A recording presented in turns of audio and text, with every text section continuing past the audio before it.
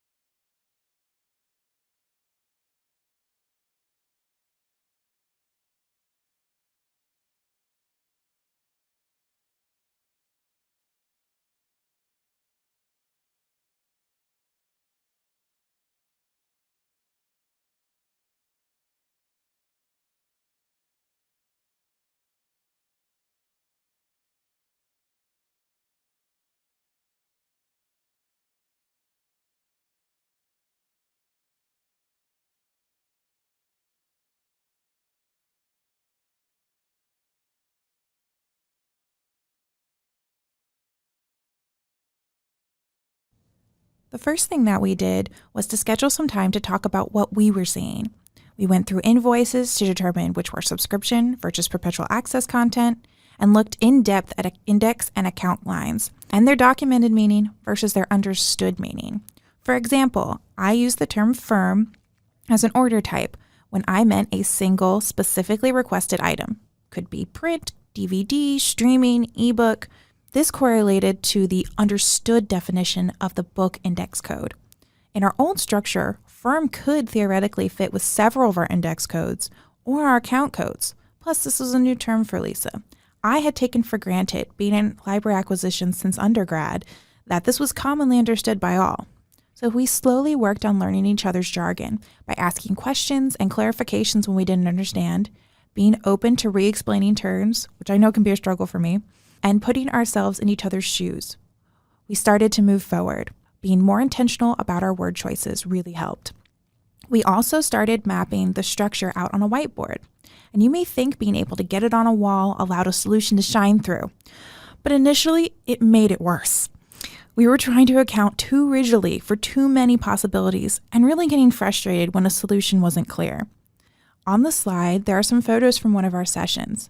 You can see how the notes just keep expanding and wind up filling the whole board by the end. But something very important did come out of this chaos. We learned that we were describing funds opposite to each other. I tend to start with format type, where we might get something, before moving on to who is paying it. For example, if a selector comes to me and says, hey, I need this film for a class, we talk through what method is best to get it. Are they going to play it in class? So maybe they need a DVD because there are only DVD players inside classrooms. Or is streaming better because the faculty wants the students to review it on their own? And then I look for the best vendor for that order type. And after that, I finally get to where is the money going to be coming from as I code the order inside Sierra. While Lisa and the university come at it from what index line is paying for it, and then what kind of item it is. This realization allowed us to unlock our communication. It was like a light bulb came on and we could revisit the problem in a better light. And then COVID hit. Our library flipped everyone to remote over a weekend. We originally had a meeting on the books for the very next week to continue working, but meeting in person wasn't an option anymore. We opted to put this project on hold till things calmed down. I know this was definitely a good choice for me, as I had to quickly pivot to find electronic resources and remote options for materials, as our students and faculty were now in remote school. After FY21 opened, we came back together to revisit the problem. So in looking again, essentially nothing had changed about the underlying issue. The reports were incorrect, we still had too many codes, but in realizing that before we were attacking the problem differently, we could change up our thinking and we're getting on the same page. Once we revisited the problem with our newly gained knowledge and understanding, we were able to fix it. We were on the same page with what needed to be accomplished. We had the encouragement of libraries leadership from department heads up. The collections development librarians were on board. We were ready to go, or so we thought. At first, we tried to fix the problem on our own, as you can see here.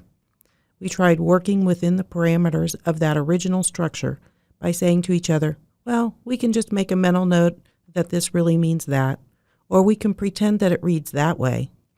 But we both knew that was not really a solution. We wanted a more long-term solution that would help us realize what we currently have and help us moving forward. When the first capitalization report for FY21 came in October, my frustrations returned. I was talking to my contact in the budget office about our problems with accurate reporting of materials, and she was able to help in a way no one had before. With her help, where we had pushback from accounts payable previously, we were able to get permission for new index and account codes. I finally found the right person within the university organization. She attended a meeting with the assistant dean, the two relevant department heads, as well as with Kara and myself. She listened, offered suggestions, and helped to make things happen. While this was our brainchild, we could not have achieved the necessary results without her support. By changing the name of two of our index codes, adding one more index code, and changing our account codes, we were able to make the changes we really needed. So now we have 4 index codes: perpetual, for things we buy once and will always have; subscriptions, for things that we have to renew or are repurchased on a predictable cycle; standing orders, which didn't change and are designated as such due to the unpredictability of their frequency; and access fees; and the new account codes that reflect electronic, physical, or both. It's now much more descriptive of our true holdings in the libraries, and it works from an accounts payable perspective.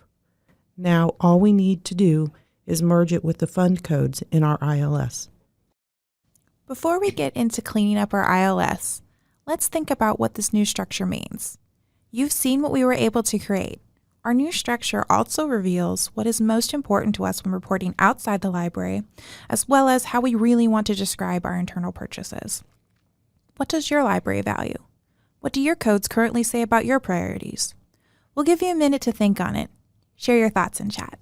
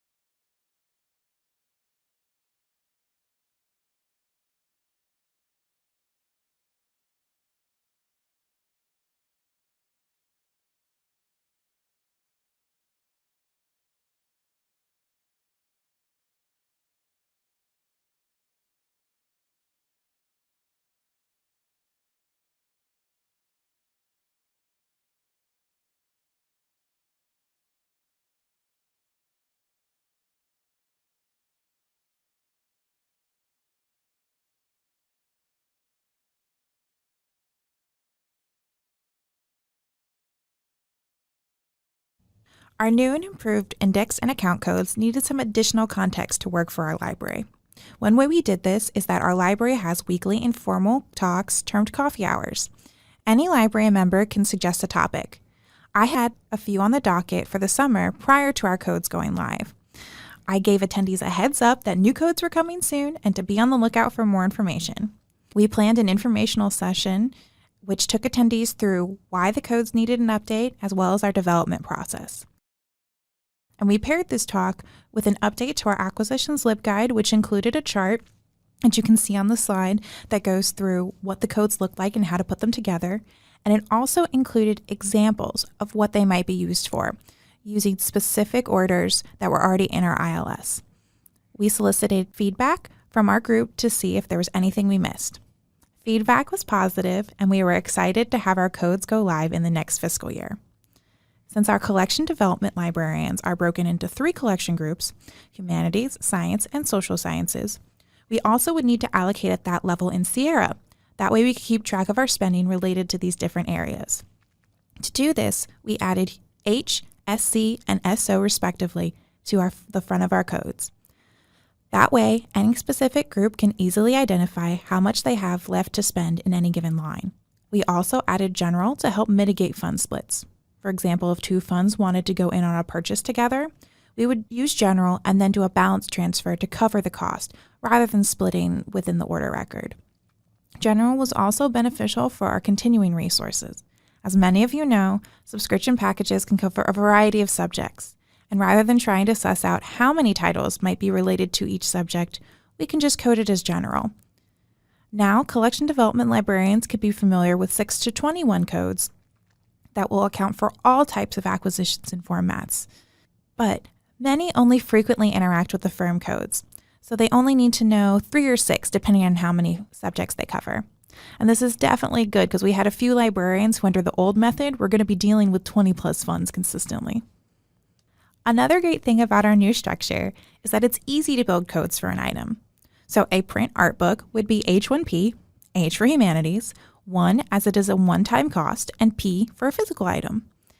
A lead streaming video and advertising would be SO2E, as marketing falls in the social sciences, leased items are 2, as we would need to purchase them again to continue access, and E for electronic.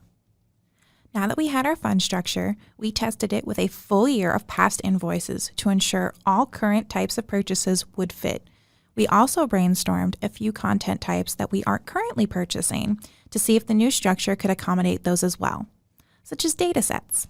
If we bought a data set on scientific data, we could code it as SC, then potentially 1 if it was a one-time cost, and E as data sets we would collect in the future would likely be electronic or intangible. Should the data set come with a yearly access fee, it could be coded as SC4E. Being confident our structure was flexible enough to meet current and future needs, we needed to turn our attention to cleaning up our fund list. To do this, I documented all the current funds and external lines they were connected to, so as not to lose this knowledge should we need to refer to it in the future. Then I developed a procedure and a list of the funds that needed to be reviewed before deletion. As you can see on the slide, I noted what the ILS knew the fund as, what index and account codes were related to it, if we needed to add a note to the order record to preserve what the fund paying for it was, how many orders might be left related to that specific line, and where might those orders be moving to. The acquisitions team and the budget specialist partnered on this cleanup project and together altered over 150,000 order records to eliminate 1,000 funds, leaving us with a little over 300. We still have a few legacy funds, but the majority will be used year over year. Because of this collaboration and teamwork that we built during the fund planning phase, we were able to move through this cleanup list within a single fiscal year.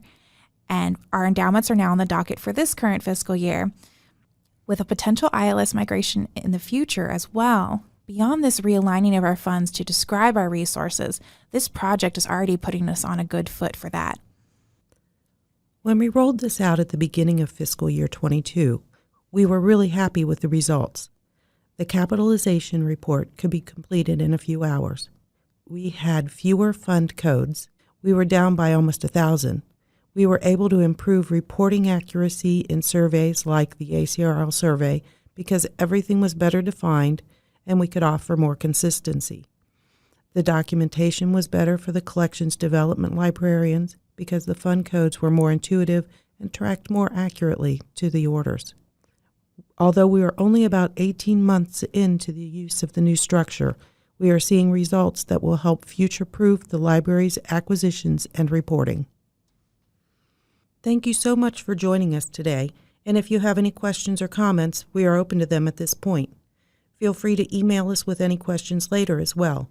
Our contact information is on the slide.